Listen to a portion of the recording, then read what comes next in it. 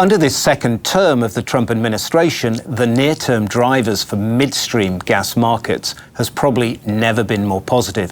And so the big questions are, is the US entering into a new accelerated period of growth in gas-related capital spending, certainly driven off the combination of both strong US domestic demand and certainly very strong appetite for US gas exports? Or are there any potential impediments that could derail this?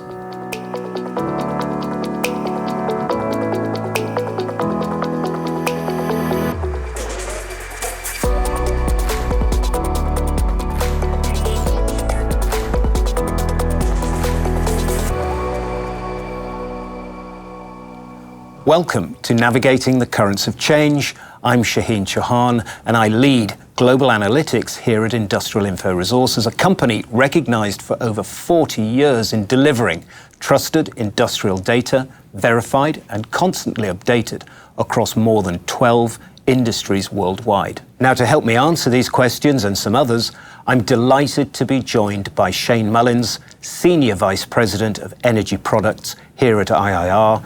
And Shaheen manages the development of our energy-related research and our analytics products and solutions. Welcome, Shaheen. Thank you very much. But before we embark on our discussion, I would like to say a very big thank you to today's podcast sponsor, Hilco. Hilco is the world leader in motion control and infiltration systems. Since 1905, Hilco's filtration systems have been the industry standard. Hilco brings fluid contamination problems under control, cost-effectively, and with a full range of engineered filters, cartridges, reclaimers, coolant recyclers, and fluid conditioning systems. So Shaheen, can you give us an update on what is driving traditional midstream capex in what is the world's largest market, that being the US? Yeah, we are in a lower for longer oil price environment. At least that's the way forecasts are laying it out for us over the next couple of years. But despite that, there is strong demand for LNG internationally. We're seeing strong domestic natural gas demand, and we're seeing the barrel of oil getting gassier in the oil plays. And all of this is leading to stronger natural gas and natural gas liquids production, and we need to find a home for it. And that's what's driving a lot of the midstream spend that we see going forward. Now, Shaheen, from a supply perspective, where are you expecting to see the additional capital spending being deployed? Where is it going to be located? Well, to date, most of the supply has been coming from the Permian Basin, and it's going to continue to come from that region, but we've got over 16 BCF worth of natural gas demand coming our way, and there's about a 7 BCF forecasted growth out of the Permian Basin, so it has to come from somewhere else as well. That's why we feel that over the next year, we're going to have the right pricing to enable the Haynesville production region in northern Louisiana to come back to life. We're also going to see some in-basin demand increase in the Appalachia that's going to enable for increased production there, especially coming from data center demand. Now, looking at the shift or the pivot by the administration, we're certainly seeing a much bigger focus on offshore developments, right? Will gas markets benefit from this additional support from the administration? I think the key thing is permitting reform, reduced regulations environmentally. These are both going to help midstream spend, especially on the pipeline side. We're hoping that we don't have to go all the way to the Supreme Court to get approval to build another large takeaway pipeline out of the Northeast in this administration. So that'll be a very positive driver for us. Now, the current administration is also actually pulling out of the Paris Accord and certainly reducing the EPA regulations that are available, and certainly the power of the EPA. Do you see this as actually having something of a negative impact, certainly on the ability for US exports to be attractive, certainly in international markets? Yeah, well, the European Union is our largest market. It's where 70% of our LNG goes to right now, and that's going to increase as Europe looks at completely weaning off from the Russian gas supply market by 2027. And at the same time, they're still on a decarbonization path, and they're not going to be interested in our hydrocarbon products if we're not as well, and that's not left on the U.S. producer. So we've made incredible progress to date on methane emissions reductions, and that's going to continue, especially when it comes to any producer that's looking at export markets right now. So there's an increased focus on getting third-party certification for low emissions intensity fuels being exported out of the U.S.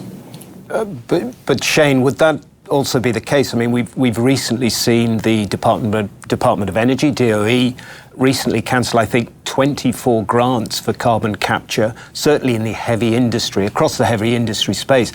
I mean, how does that in reality impact the carbon capture outlook for gas markets? Well, 70% of those grants that were rejected recently may still go to court. I do realize most of those were granted between the election and January. They're hastily granted, and there is kind of a fear that not enough review took place in granting of those. So we could see some of those come back upon further review. The last thing the Trump administration wants to see is another Solyndra where they issue a lot of taxpayer dollars to a project that helps it get built, but then it's never actually utilized, and so they're looking at weeding out some of those projects. Okay. In the meantime, we have a lot of power plants that are going to be hydrogen ready. There's a big market for hydrogen. That's not going to be enabled by green hydrogen. We still see blue hydrogen moving forward, blue ammonia, and those projects are going to require carbon capture and sequestration to occur, mostly along the Gulf Coast. We see those projects happening. But in addition to that, anywhere where you see concentrations of CO2 at very high rates, gas processing, ethanol production facilities, microgrids where they're putting in hydrogen fuel cells, those are all going to be opportunities for carbon capture and sequestration to move forward. Shifting gear a little bit and really honing down, I guess, on the demand side, we're obviously seeing a surge in domestic electricity demand in the US. I mean, traditionally, we've seen that sort of year on year, about 1% growth. But we're now seeing electricity demand trending upwards. And that's probably coming from growth in new build capacity around some of what we call the trending sectors, right? And most notably, I think this is the billions of dollars that is now flowing into the data center market, right? The capital projects building out those new capacities, both the data center capacity under construction, but also we're seeing a wave of new project announcements.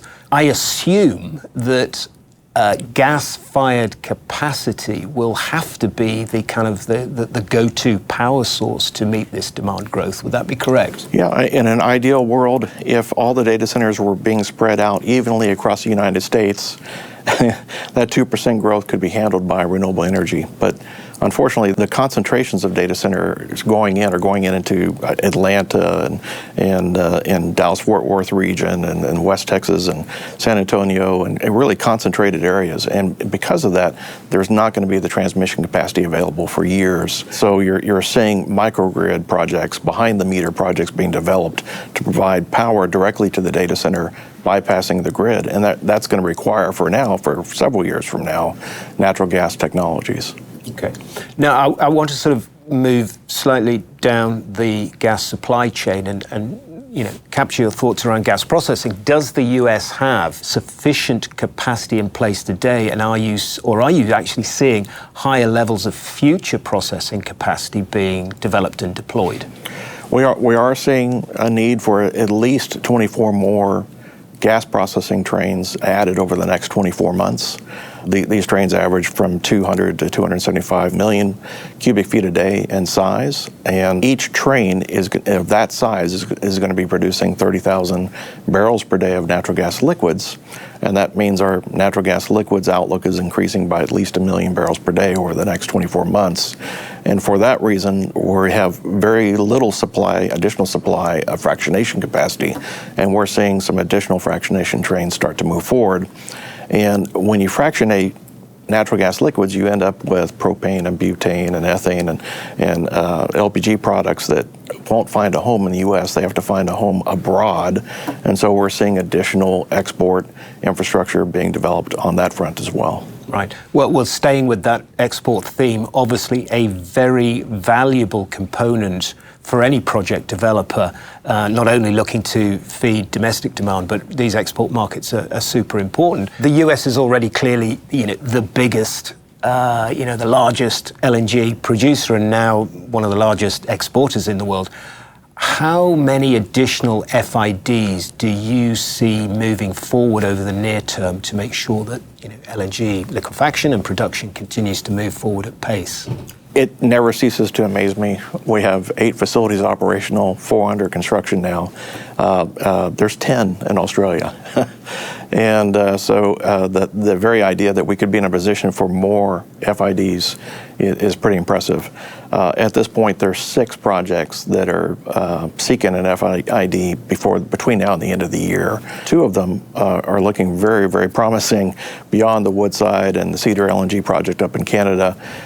Commonwealth LNG has received all the contractual agreements that they need to move forward to reach out to the financing community to finish that project, and it's fully bankable. And then behind that, you're going to have CP2, the Cheniere Trains 7 and 9, but not far behind that would be another Cheniere project, Sabine Pass expansion, and also the Lake Charles project. So there's plenty of project opportunities facing us over the next 24 months as far as additional FIDs, which is kind of an amazing place to be.